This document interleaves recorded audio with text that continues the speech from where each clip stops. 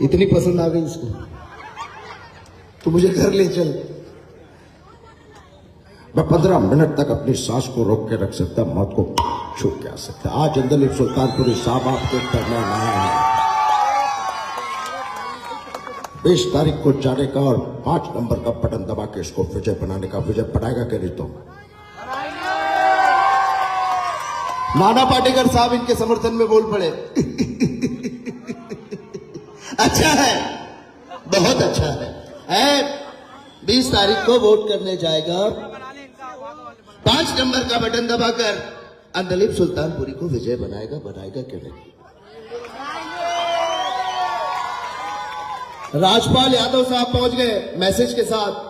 अबे साले तुमने तो गजब कर दिया। एक काम करो, 20 तारीख को जाना और 5 नंबर का बटन दबा के अंदलीब सुल्तानपुरी साहब को अच्छे अच्छे वोट देकर इन्हें जिता देना। बोलो जिताओगे क्या नहीं?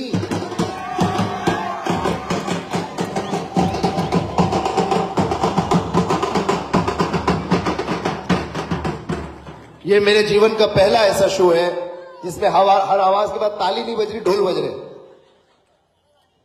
तो चलिए, बहुत सारी बातें हैं, बहुत सारी आवाजें मैं धीरे धीरे सुनाऊंगा, वक्त बहुत कम है। ये तो फरमाइश थी। हाँ बिग बॉस, ये फरमाइश है। इस आवाज ने मुझे बहुत प्रसिद्धि दिलाई पूरे देश भर में। मालिक का बड़ा एहसान है।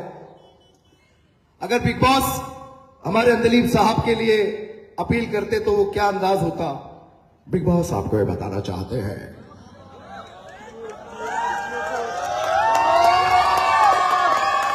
अंदलीब सुल्तानपुरी साहब इस वक्त मैदान में है, क्या आप उन्हें वोट दोगे? 5 नंबर का बटन दबाकर बिग बॉस आपको आदेश देते हैं, 20 तारीख को 5 नंबर वाला बटन दबाकर इन्हें भारी मतों से जीत दिला देना। एक बार जोरदार तालियां होनी चाहिए।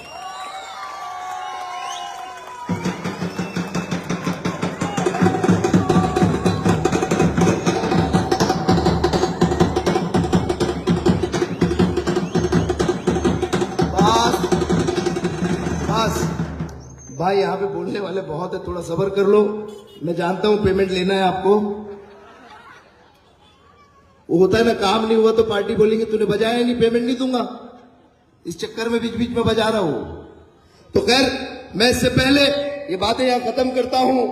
वो 2 जुमलेबाज, वो 2 अय्यार, 2 मक्कार जो देश को बंटवारे, देश को बांट रहे हैं और हिंदू और मुसलमानों की राजनीति कर रहे हैं, तुष्टीकरण की राजनीति कर रहे हैं, जातिवाद की राजनीति कर रहे हैं, भाई को भाई से अलग कर रहे हैं, दोस्त को दोस्त से अलग कर रहे हैं, दिवाली को ईद से अलग कर रहे हैं।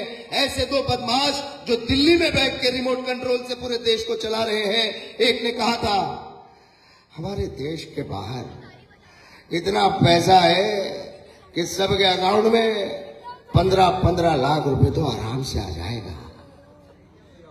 दूसरा बदमाश यहां से कहता है, देखिए ऐसा नहीं होता है, ये हमारे पॉलिटिकल जुमले होते हैं। तो ऐसे जुमलेबाजों को, ऐसे अय्यारों को, ऐसे चोरों को, ऐसे मक्कारों को खदेड़ के फेंकेंगे इंशाअल्लाह। बोलो इंशाअल्लाह। आइए बुलाते हैं एक बहुत ही शोला बयान शख्सियत हम तमाम के दरमियान बैठी हैं, आली जनाब मोहतरम हुज़ैफा आमिर रशादी साहब, जो राष्ट्रीय उलमा काउंसिल के तर्जुमान है, अलीगढ़ मुस्लिम यूनिवर्सिटी के जनरल सेक्रेटरी है। तालियों के साथ इनका खैर मकदम होना चाहिए। अब बजा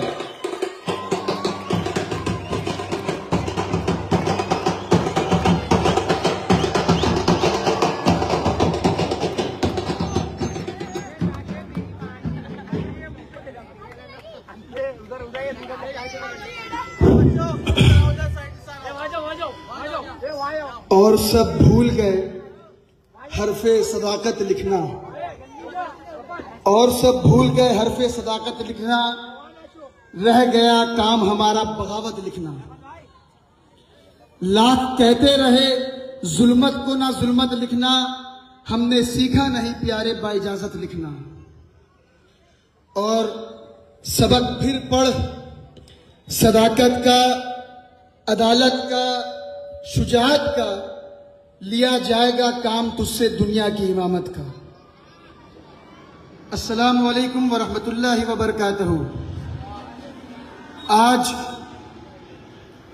बांद्रा की सरजमीन पर आपके दरमियान हम तमाम लोग जो यहाँ इकट्ठा हुए हैं वो इसलिए हुए हैं कि इस वक्त महाराष्ट्र के अंदर इलेक्शन चल रहे हैं और तमाम प्रत्याशी आपके बीच में आ रहे होंगे, अपनी बात रख रहे होंगे, मगर फैसला आपको करना है कि आपके वोट का असल हकदार कौन है, आपका वोट किन लोगों की झोली में जाना चाहिए और किन लोगों की झोली में नहीं जाना चाहिए। मेरे दोस्तों, अपने वोट का इस्तेमाल करने से पहले एक बार आपको सोचना जरूर है। आपको यह समझना है कि आखिर आप अपना वोट राष्ट्रीय उलमा काउंसिल को क्यों दें, आखिर आप अपना वोट अंदलिब सुल्तानपुरी को क्यों दें। मेरे दोस्तों और साथियों, पिछले कई सभाओं में मैंने आपके दरमियान ये बात रखी कि इससे अच्छा मौका आपको ऊपर वाला फराहम नहीं करेगा।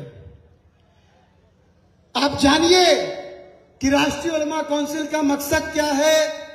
हमारे कौमी सदर कायदे मिल्लत मौलाना आमिर रशादी का मकसद क्या है और किस मकसद को लेकर के हम आपके दरमियान में आए हैं। तमाम पार्टियों को देखा आपने, इस मुल्क को आजाद हुए 70 साल हो गए और इन 70 सालों में हमने सेकुलरिज्म के नाम पर तमाम लोगों को वोट किया, मगर किसी ने आपके बारे में नहीं सोचा, आपकी आने वाली नस्लों के बारे में नहीं सोचा। हमारा जो गरीब तबका है, जो मजलूम तबका है, उसको सिर्फ वोट बैंक की मशीन बना करके रखा। हमारे कौमी तर्जुमान आज मौजूद नहीं है, एडवोकेट तलहा रशादी साहब, उन्होंने बहुत अच्छा बाइफर्केशन किया था। इनकी जो पहली मीटिंग हुई थी अंदलिब भाई की, उसमें इन्होंने बोला था कि 2 बांद्रा है, एक वो बांद्रा है जो हाई हिल्स में रहता है, हाई टावर्स में रहता है, जो लेविश लाइफ जीता है, और एक दूसरा बांद्रा है जो गरीबों का बांद्रा है, जो कमजोरों का बांद्रा है। और ये लोग जो हाई हिल्स में रहते हैं वो आपको कीड़ा और मकोड़ा भी नहीं समझते, आपको वोट बैंक समझते हैं। तो क्या ऐसे लोग को सबक सिखाना लाजिम है कि नहीं है? देखिए साहब, हम लोगों को कब्रिस्तान में बोलने की आदत नहीं है। जिस जोश के साथ, जिस ताकत के साथ हम लोग बोलते हैं, अगर कब्रिस्तान में बोल दे तो 2-4 मुर्दे खड़े होकर के ताली बजाने लगेंगे। आप तो जिंदा हो यार, तो एहसास करा कि आप लोग जिंदा हो। तो इस चीज को समझिए कि ये आपको कीड़ा मकोड़ा भी नहीं समझते, सिर्फ इस्तेमाल करते हैं आपका इलेक्शन में। मगर मैं दाद देता हूं अपने प्रत्याशी पर कि वो अपने एसी के कमरों से बाहर निकल करके पैदल पैदल एक एक बस्ती घूम रहा है, एक एक लोगों से मिल रहा है और आपके दर्द को समझने का काम कर रहा है। कोई और प्रत्याशी क्यों नहीं निकलता इस तरह से? वो फॉर्च्यूनर में, एंडीवर में बैठ करके हाथ हिलाता है और आगे बढ़ जाता है। मगर दाद दीजिए अपने प्रत्याशी पर, अपनी पार्टी पर कि हम लोग जो 1500 किलोमीटर दूर से चल करके आए और आपके दर्द को समझने का काम कर रहे हैं, आपकी तकलीफ को समझने का काम कर रहे हैं। तो ये आपका दीनी और अखलाकी दोनों फरीजा है कि आप उन लोगों का साथ दीजिए जो ईमानदारी से, जो दयानतदारी से, जो आपके बीच में आए हैं, आपके दर्द को समझ रहे हैं। और अगर यकीन मानिए कि अगर आप लोगों ने साथ नहीं दिया तो इससे अच्छा मौका नहीं मिलेगा और मैं पकड़ूंगा आप लोग को, मैं पकड़ूंगा आप लोग को। यहां अगर आप साथ नहीं देंगे तो मैं रब्बुल आलमीन से शिकायत करूंगा कि ऐ रब, हम साफ थे, हम शफाफ थे, हमारे अंदर कोई मक्कारी नहीं थी, कोई फर्क नहीं था। हम अगर मेहनत कर रहे थे तो तेरी कौम के लोगों के लिए कर रहे थे, उन गरीबों के लिए कर रहे थे, मगर इन कौम के लोगों ने हमारा साथ नहीं दिया था।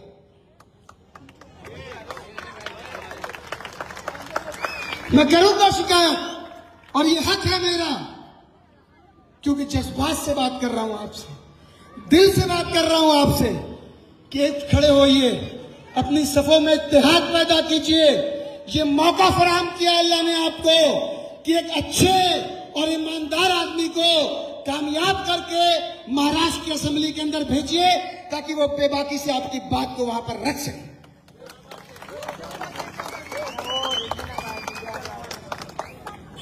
तो है सांता क्रूज के लोगों, मैं आपके दरमियान में अगर आया हूं तो ये पैगाम लेकर के आया हूं कि उठ खड़े हो जाइए, किसी के फरेब में मत आइए। तमाम नेता आपके बीच में आएंगे, उनकी बातें सुनिए, आपके दुकान पे आपके घर पे आ जाएं तो बैठाइए, पानी पिलाइए, चाय पिलाइए और उनसे कहिए कि भाई हमने फैसला तो कर लिया है। और अगर नहीं भी कह सकते हैं तो उनका एहतराम कीजिए, उनको इज्जत दीजिए, मगर चाय पिलाने के बाद उनको क्या करना है, उनको बाय बाय कर दीजिए और अपने दिल में ये अज़्म कर लीजिए कि राष्ट्रीय उलमा काउंसिल एक बेबाक क़यादत आपके बीच में आ चुकी है, एक बेबाक कैद मौलाना आमिर रशादी आपके बीच में आ चुका है, एक बेबाक प्रत्याशी अंदलिब सुल्तानपुरी आपके बीच में आ चुका है। तो उसके हाथों को मजबूत कीजिए और एक एक वोट 20 तारीख को बैठ के सामने वाला बटन दबा करके और ऐसा बटन दबाइए कि मशीनियां हैंग हो जाए। हमारे गांव में कहते हैं लोग कि इतना बटनवा टीप दीजिए कि मशीनियां हैंग हो जाए, टपाटप बैठी दबने लगे मशीन पे। लोग कहते हैं ना कि मोदी जी मशीन हैक कर देते हैं, तो आप अपने वोट की ताकत से इतना बटन दबाइए कि मशीनियां हैक हो जाए, बल्ले में बल्ला दबे सिर्फ। तो करेंगे इंशाअल्लाह। तो मेरे दोस्तों और साथियों, थोड़ा सा जानिए, समझदार लोग हैं आप लोग, पढ़े लिखे लोग हैं, जो आपको देख करके लग रहा है मुझे मोबाइल का जमाना है। आप जाइएगा जब घर पे तो यूट्यूब पे डालिएगा कि राष्ट्रीय उलमा काउंसिल की क्या कुर्बानियां हैं, मौलाना आमिर रशादी की क्या कुर्बानियां हैं। सन 2008 में जब उत्तर प्रदेश के अंदर वहां की मौजूदा सरकार ने जुल्म और ज्यादती की सारी हदें पार कर दी थी, हमारे नौजवानों का इनकाउंटर करना शुरू कर दिया था, तो उस जुल्म भरे दौर में एक चिराग लेकर के एक चट्टान की तरह मौलाना आमिर रशादी मैदान में आए थे और तब से लेकर के आज तक मजलूमों का साथ दे रहे हैं और जालिम के पंजे को मरोड़ने का काम कर रहे हैं। तो उसके बाद भी हम लोग साथ नहीं देंगे। सोचिए, पहचानिए अच्छे लोगों को, जो लोग आपके लिए लड़ना चाहते हैं, जो लोग आपकी आने वाली नस्लों के लिए काम करना चाहते हैं। इसके अलावा कोई मकसद नहीं है हमारा। हम बैठे हुए थे, हमारा कायद उत्तर प्रदेश के अंदर तमाम स्कूल चला रहा था, तमाम मदरसे चला रहा था और वहां पर मसनद लगा के आराम से बैठे हुए थे। कोई मतलब नहीं था सियासत में आने का, मगर सियासत में कदम बढ़ाया तो इसलिए बढ़ाया कि आज जो फरेबी, आज जो धोखेबाज, आज जो ये पैदा हो गए जो आपको सिर्फ तबाह करने का काम कर रहे हैं, उन तमाम लोगों को दौड़ाने का काम करे ताकि आपकी हक तलफी ना हो, आपका जो अपना हक है वो आपको मिलने का काम करे और मिलेगा इंशाअल्लाह। हमारे जो प्रत्याशी हैं, इनके वालिद ने एक शेर कहा था कि मैं अकेला ही चला था जानिबे मंजिल, मगर लोग साथ आते गए और कारवां बनता गया। और अल्हम्दुलिल्लाह हमारी आंखों के सामने है ये कारवां।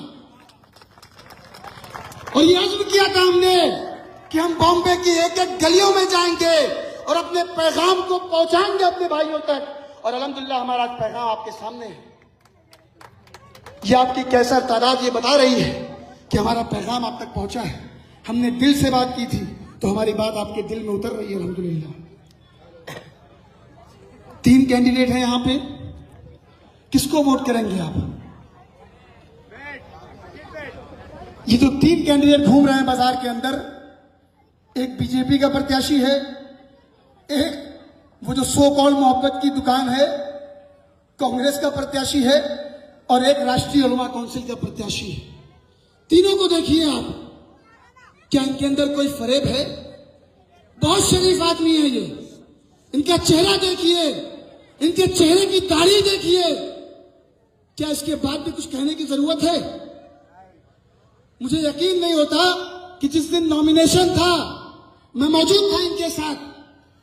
वो जो प्रत्याशी है यहां से कांग्रेस का, जो घूम घूम के बड़ी बड़ी बात कर रहा है मुसलमानों की, बड़ी बड़ी बात कर रहा है इस्लाम की, उससे पूछिए जिस दिन ये निकले नॉमिनेशन के लिए तो ये मस्जिद गए और 2 रकात नमाज पढ़ी और अल्लाह के सामने रोए कि अल्लाह तेरा नाम लेकर के आज मैं मैदान में जा रहा हूं। उसके बाद अपने वालिद की कब्र पे गए, फातिहा पढ़ी और फिर कदम बढ़ाया नॉमिनेशन के लिए।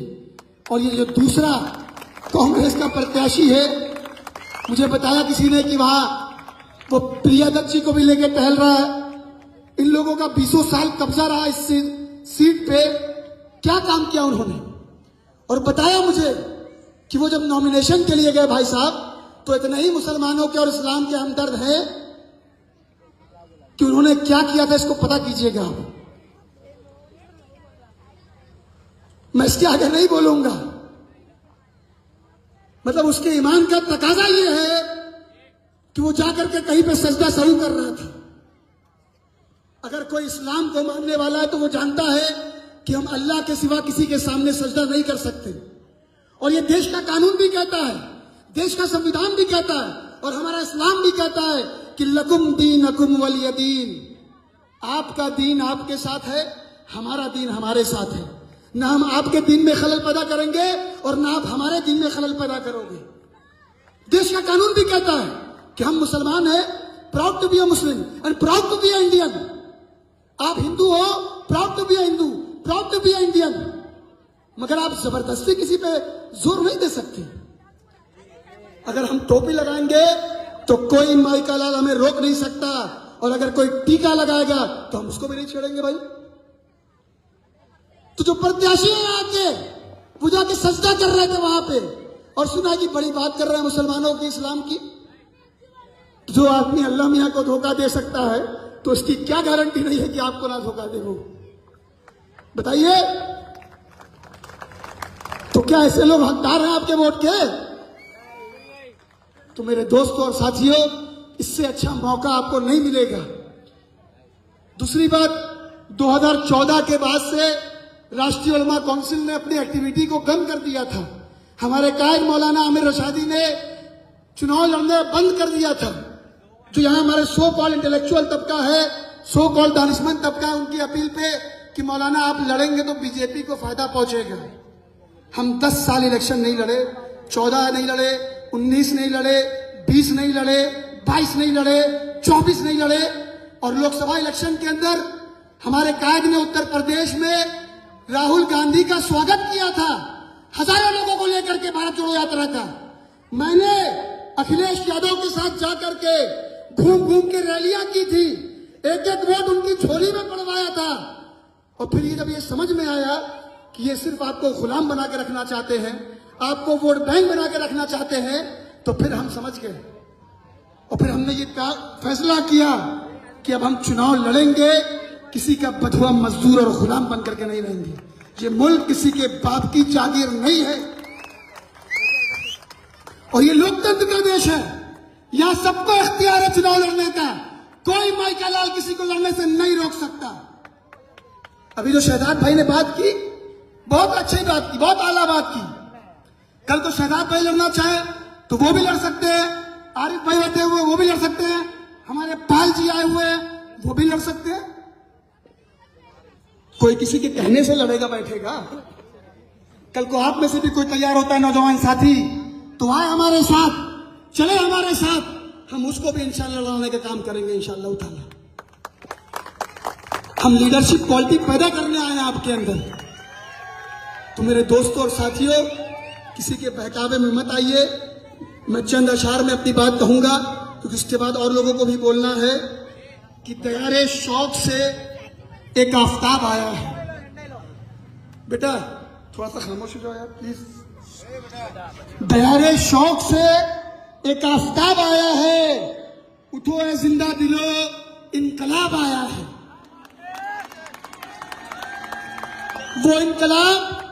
वो इनकलाब जो उबला है आज सीनों में, वो आफ्ताब जो निकला है हक के जीनों से, ये तख्तो ताज को तेरे उखाड़ डालेगा, ये आज पर्दे जुल्मत को फाड़ डालेगा।